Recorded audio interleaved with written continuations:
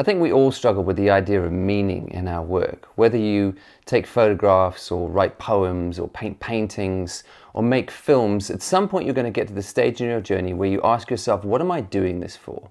What am I trying to say with this? I think there's a trajectory when we learn anything new, and I think right at the start what a lot of us do is we dive in the deep end and we teach ourselves as many tricks and techniques as we possibly can because they feel like quick wins in our progress.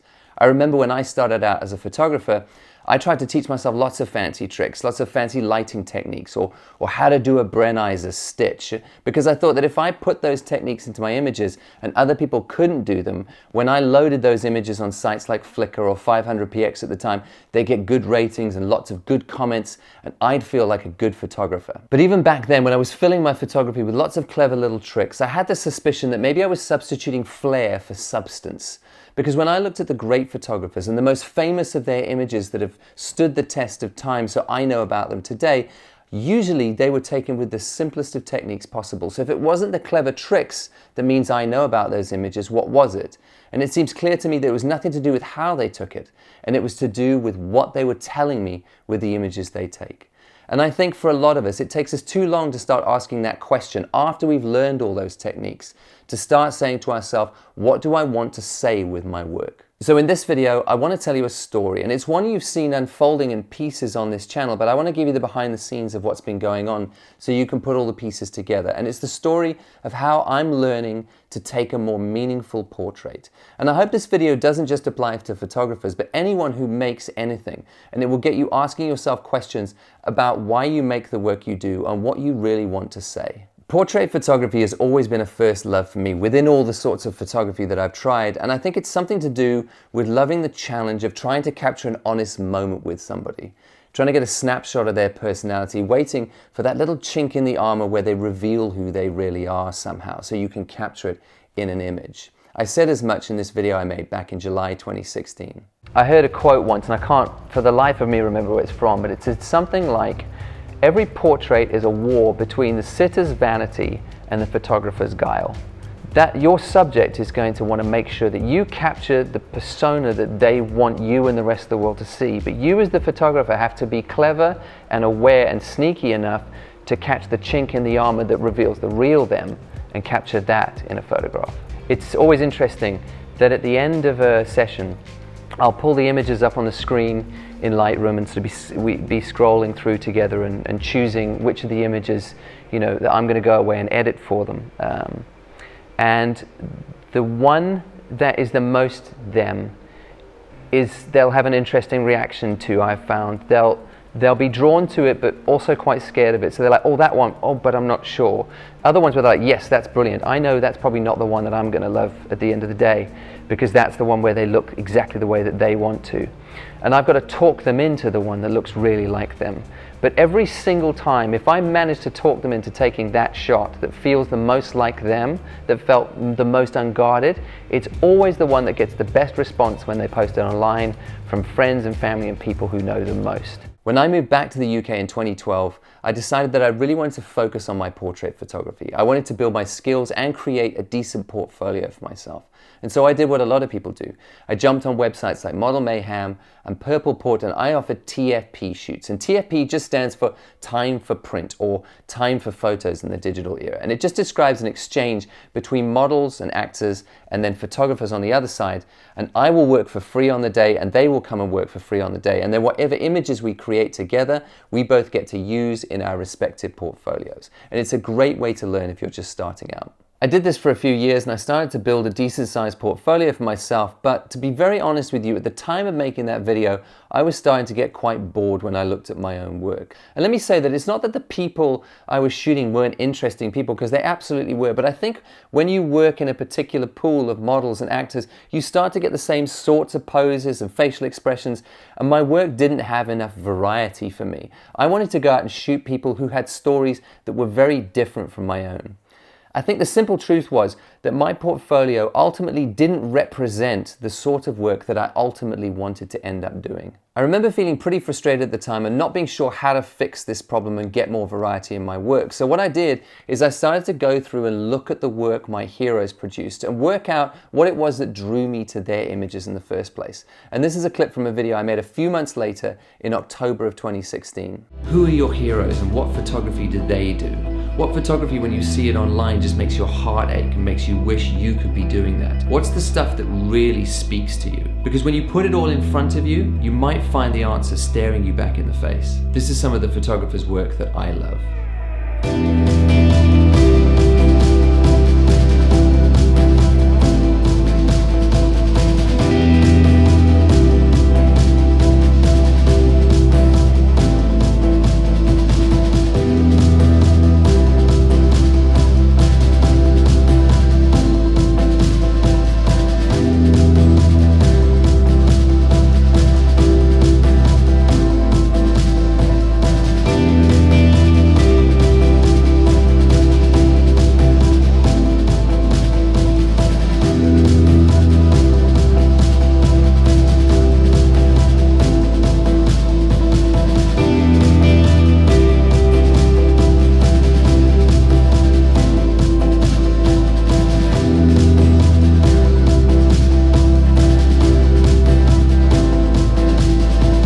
So when I take a look at that, it's so obvious. I love people photography, but I also love narrative photography, something with a story, something that's gritty and earthy and real. It's a terrible time to want to do this. Gone are the era of the career National Geographic photographers. Most publications are crowdsourcing images from all over the world now and not investing in single photographers to do this.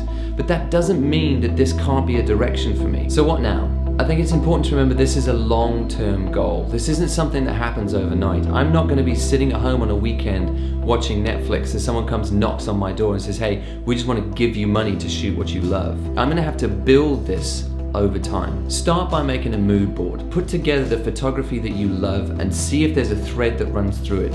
And then keep it somewhere that you can access it, look at it regularly. Build more images into it and put that in front of you as inspiration for the direction that you want to go. Then you've got to get out there. On your own time and your own dime, you've got to go out and shoot the work that you love. Build that portfolio online of the work you want to go after and show the rest of the world what you can offer in that space. No one's going to hire you unless they see you can do it first. It was really this reverse engineering of my heroes' work that helped me to unlock the next stage of my development, because it was obvious as I looked at my work, if it felt samey and lacked variety, perhaps the answer was a radical change of context. Maybe what I needed to do was to put myself in a plane, to fly to another part of the world and find people with very different stories of my own and attempt to take compelling portraits with them. So in March of 2017, I flew out to Namibia, which is a country that's always had a very special place in my heart. When I lived in Southern Africa, I visited the country many times and fell in love pretty much from day one. So for me, it was an obvious choice. Here's a clip from a video I made when I got back from that trip in April of 2017.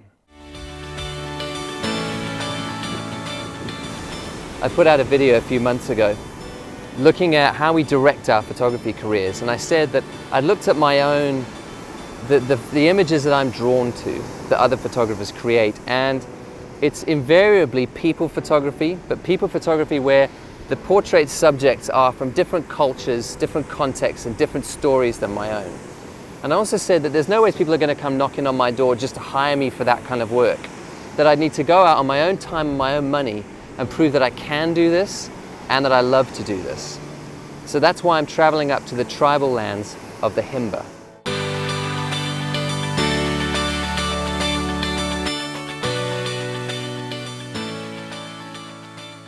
You can watch the whole video for yourself here on this channel, but let me give you some behind the scenes context in terms of how I went about getting these images, because I think it's important.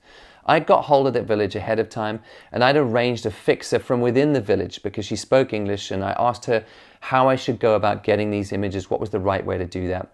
She advised me to stay in a campsite nearby, which I did, and she came and fetched me 2 nights in a row at 5 o'clock, and I would come and spend around an hour in the village taking images. I was very aware, and I talk about this in the original video, that taking images like this, if people were viewing them later and feeling unkind, they could just accuse me of some sort of photographic colonialism. Or worse than that, that the people in the village would feel taken advantage of, that I was just there to take stuff from them and give nothing back.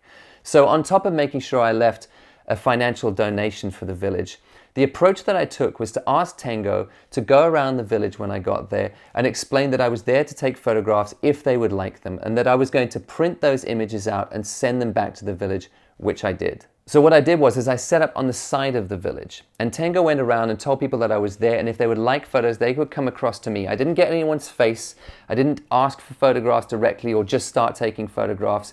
They came to me as volunteers, and I took images. And I get asked a lot why there are no men in the photographs that I took, and that's because there were a few men there, not many, but none of them were interested in volunteering. It's not something they wanted, and there was no ways that I was going to push. Something else I don't talk about in that original video is that there was a unique challenge on this shoot, in that people would come over, I'd line the shot up, I'd take the shot, and then they'd just walk away after that one shot, because there's no cultural understanding in that village of what it takes to do a portrait shoot. I said I'd take a photograph, I took it, so they just assumed I'd done, and probably rightly so.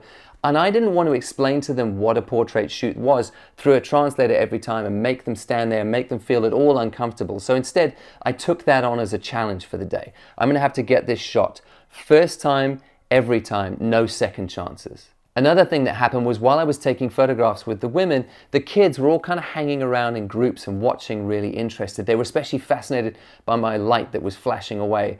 But anytime they got too close to us taking photographs, the women would chase them off. When I was done taking photographs with the women, I asked Tango, do you think the kids would like photographs as well? And she said, absolutely. And the parents would love to get photographs sent back of their children so they could put them up on the wall. She said the women had only been chasing them away because they were worried that they were bothering us.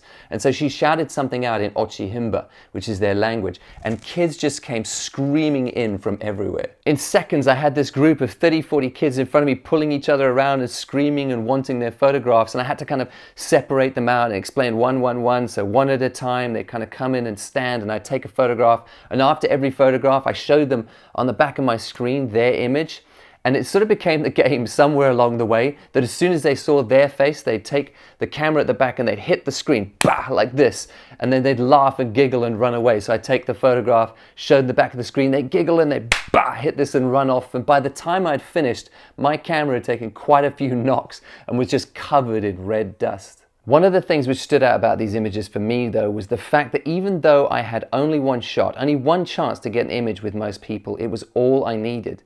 There was no need to warm up with the camera, and there was none of that awkward trying to find the sexy pose which many subjects do. The Himba I spent time with had an unabashed openness. They just stepped up to the camera and gave me the most honest, open stare and connection. Reviewing these images in my tent that night, it made me want more for my photography than the more modelly posing I've been doing up until now. Not that there's anything wrong with that, but I wanted more of this openness, no matter who I was shooting with. Skip forward a few months now and I'm back in London. I've got these images and I want to make some beautiful prints of them. So I got hold of Genesis Imaging, who are one of the best print houses in London. They print lots of the Magnum photographers. And I went down there and I made a video with them as well about printing these images and the importance of printing your images in general. Here's a clip from that video from June 2017. I think the biggest surprise has been how forgiving printing is. When you look at something on a computer, I think you can get very, very stuck on the screen and zooming in at 400% on Photoshop and seeing all the imperfections as you go. And I had this fear that, you know, if I print these big, then those imperfections are going to be even more obvious and people are going to see the mistakes that I've made. But actually, something about it, because you've looked at it so close on the screen at the start, actually, you've already done the work, the detail work. So you've covered up the mistakes that you think you're going to make, and you've ironed out the creases, and that by the time it gets to this stage and you've actually put it on something physical, it just kind of snaps into focus almost. There's also something about having it as a physical item, you know, because most of our work just exists online in the digital world, and you know, it's pixels, it's on the internet, it's not a physical thing you can touch. And you know, I'm not pretentious enough to go around calling the photography work I do, you know, art, but that you can understand that when you print on something like this and you actually take the time to do it properly, and you come to people who know what they're doing, that once it is a physical thing, then you go, well, you know, I did fly across the world to get this shot, and I did, you know, drive into the desert and find these people and have to, you know, deal with sweltering heat and try and get shots in difficult situations, come back, edit all those up, and when it actually comes through this final stage, where it's a physical thing in your hand that actually exists, there is something about it that you might dare to call art. Definitely been an eye-opening experience. That day was pivotal for me because of something that happened off camera. While I was standing there with the guy who was printing the images for me, and this is a guy who really knows his stuff. I mean, he sees the best photography in the world. Watching these images come out, I had a rare moment, I think, of insecurity, where I was kind of proud of these images, but I wanted someone who sort of knew his stuff to sort of say as much as well. And I don't usually ask people what they think about my work, but I thought, here's a guy who knows what he's talking about. So I said to him, what do you think of these? And his response was this. He said, these are technically good images of very interesting looking people, and I don't care about them at all. Now, he didn't say it unkindly. I know that sounds unkind, but I knew immediately what he meant, and it spun me straight away into questioning. Am I leaning on technique? Am I leaning on the fact that these are very interesting people? Because for some reason, there's something missing in the middle of these images, and this guy just doesn't connect to them at all. He went on to explain a bit. He said, he believes you can feel when a photographer has a deep connection with the subject matter that they're photographing. And he says there's nothing wrong with taking an aesthetically pleasing image or a solid portrait of really interesting people. That's absolutely fine to do. But photography hits a new level of depth when you can feel the photographer is invested and cares about the subject matter and that it's part of their own story somehow. That's when photography really sings. And of course, when I looked at the images I'd taken, I knew he was 100% right. Now, let me just say, I'm not ashamed of these images at all. I love them. They hold a special place in my heart. They sit in my portfolio on my website. They hang on the wall in my house. But his words that day made me realize that there was deeper to dig if I was willing to go there and not just settle on the compliments that everyone was giving me for these images and go, well, I'm done. This is me. I'll just do this forever because I'm getting compliments. If I was willing to mine a little bit deeper, there was more I could get out of my photography and more meaning I could put into my work. And let me say as well that I'm not sorry I went on that trip. It was such an essential part of my journey. I was stagnating, and changing my context radically was exactly what I needed to do. And that trip and those images will always hold a special place in my heart for what they represent as a stage in my journey. So putting it as simply as I can, I realized that the next stage in my growth, I would need to go and take portraits which had a deep personal connection for me and my story.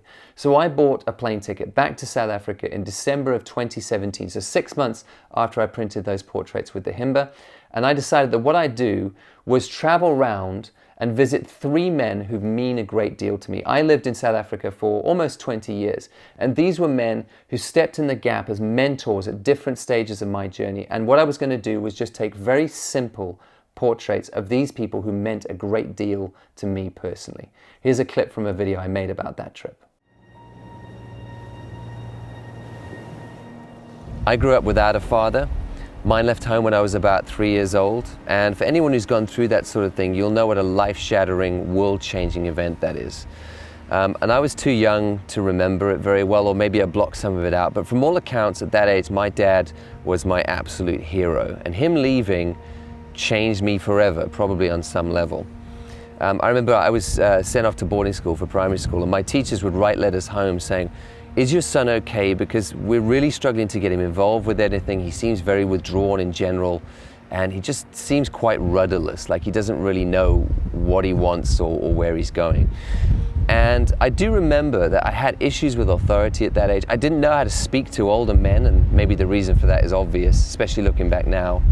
And I struggled to trust anybody. I just assumed anyone I got close to would probably end up leaving as well. Becoming a teenager was even more tricky because that's the point where you start to navigate becoming a man. And if you're doing that on your own, without that guidance, you'll know what a messy and confusing process that can be. I remember one specific day, again, I was at boarding school at high school, and I was standing in the bathrooms, and I bought my first razor and shaving cream because it was time to start shaving, I could tell. But I had no idea really how to do it. Do you go up? Do you go left, right? Do you go down? How do you do this thing? And I realized I've missed out on that experience which a lot of guys have with their dads, where they watch him shave, or he pulls them up onto the sink and shows them how, and I didn't really know. So I was trying to surreptitiously sort of copy the guys who were shaving in the sinks next to me and work out how to do this thing, and hopefully not get caught copying them, because that would have led to a great deal of teasing, and also not do it wrong, because that would have been just as embarrassing. And as sad as that is, and as unfortunate as that is, having to work all that stuff out, you know, how to talk to girls, like what is a credit card, all this stuff that you might take for granted that someone told you, that I didn't have anyone to tell me at the time. I was very fortunate in this regard, that there were a series of men through my life who, through my teenage years and my 20s, saw a guy struggling to become a man and to navigate that, and who stood in the gap and decided that even though I wasn't their son, they were going to show me and help me and be generous with their time and their knowledge and their wisdom to help me get to that next stage. I'm back in South Africa at the moment, and I thought on this trip I'd take some time to honor some of these men.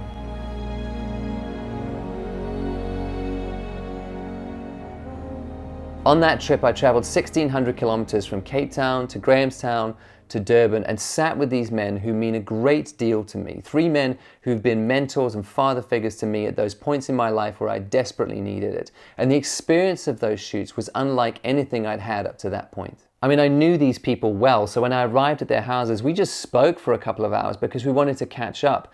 And all that talking sort of put us in a different space when we got round to shooting. And obviously, I'd emailed them ahead of time and explained what I wanted to do. And at some sort of natural break point in the conversation, I'd say, hey, have you got a space I can just set some stuff up? And I kept talking while we were setting up, and just got them to sit down and then started taking photographs. And there was no break in the conversation. We just spoke and chatted the whole time. You'll see if you watch the video that I use a very simple setup, just a pop-up black backdrop. I had a 50mm lens on the camera and one light just kind of placed in a Rembrandt position, because I didn't want what was impressive about these images to be anything to do with techniques or tricks. And so I stripped it right down to its bare bones and took the simplest images I possibly could. And I wanted to challenge myself that hopefully in the final images that I presented to the world, that some people at least could feel that I had a connection with these people, and I deeply loved these men who have been there for me along my journey. And so we talked and laughed and reminisced, and it was just the easiest shooting experience of my life. While we were talking, I just wait for natural break points and go, that's great, just hold that, and I just take a shot, and then we carry on talking straight away. And after no more than 10 minutes on any of those occasions, and a maximum of maybe 30 photographs that I took, I'd start packing up. And we keep talking, and it just flowed in and out. It needed to be such a short shooting time because I knew I had it, and we were done. And I will always hold those shoots fondly in my memory. I worry about sounding too wooey about things like this because I know how deeply subjective art is, but I think you can feel more of a connection to these images and me as a photographer. Even though my subjects here aren't as obviously striking as the Himba are as human beings, I think they're stronger images because of my story with them. And this is feedback I've had on these portraits from many others, both who know the story behind them and those who don't. In this case, I think it's because I love these people, and maybe you can pick that up when you look at these portraits. I needed a dad, and in small ways, that's who these men were to me. Even though it wasn't their job, it was pure undeserved favor on their part. And that's why their portraits hang behind me when I do videos like this, because I like the symbolism of me talking to you, but only being able to do so because of the influence of these men on the man I am today. I hope you hear me well here. This is my personal story. Copying and pasting my moves to find meaning in your own work might be a mistake. If you're a fashion photographer, for example, moving away from modeling and posing is not the right choice for you. You're going to find other ways to build meaning into your work. There's lots of different paths and it's all legitimate, but just listen to those questions when they start to surface. When you start to get dissatisfied with your own work, you need to change something. And for me, the overly posed stuff was starting to get samey and boring. And so I knew I needed to change something, to change my context and then to strip things down and find personal connections, to take portraits which for me had more meaning. And it's also important to say that you don't need to reject those previous stages or look down on them. They're all part of your journey. I borrow a phrase from Ken Wilber who says, transcend and include, which just means as you keep transcending and moving beyond a stage, keep including what you learned from those stages and take it along with you and own it all as part of your journey and never feel like you're done. Keep moving. I, for one, feel like I'm just getting started. So in my case, I take all the technical stuff I learned at the beginning while I was shooting models and actors, and I also take my willingness to be brave and step outside my context and what I learned about shooting with incredibly open human beings with the Himba, and I also take my understanding now that it's about connection, my connection to a story and my connection to the images that I'm taking, and I roll them all in together and I transcend and move to the next stage, taking all that stuff with me. And moving forward doesn't mean never shooting that stuff from those previous stages, because I enjoy it all. I'll still do headshots with actors. I'll still do very technically lit shoots with models because it's a great challenge. I'll still travel and I'll do portraits with people from other cultures and other stories because I find it incredibly rich and invigorating, and I will still look for those portraits I can take with people I have deeper connections to because it's all good stuff. But the next bigger portrait project I have planned will require everything I've learned up to this point and some new stuff as well, because I want to keep pushing myself. I don't want to rely on just the techniques that I know. I want to keep finding new ways to inject more meaning into what I'm doing and keep growing as a photographer. So no matter what you make, if you're hitting that point in your journey where you're starting to get tired of all the techniques, and even though you've learned a ton of them, you realize that there's something still missing from the middle of your work, it's time to start asking yourself the tough questions. What stories do you want to tell? What do you want to point these techniques at? What do you really want to say? It's going to take self-awareness. You're going to need to be honest with yourself when you can feel your work start to stagnate, and then have the courage to just flip the tables over and try something totally new. Learn to listen to criticism when it comes from informed and constructive people, like it did for me that day in the print shop. And if you can get beyond that initial sting we all feel when criticized, there will be gold to be mined in there for your journey. Don't reject previous stages. Learn to transcend and include everything you're learning as you move along, and see the whole thing as a progression towards you building more meaning into your work. And be kind to yourself. I'm 15 years in, and I'm not underselling it when I say I feel like I'm just getting started. It takes time. If it's worth it, it should take time. Good luck.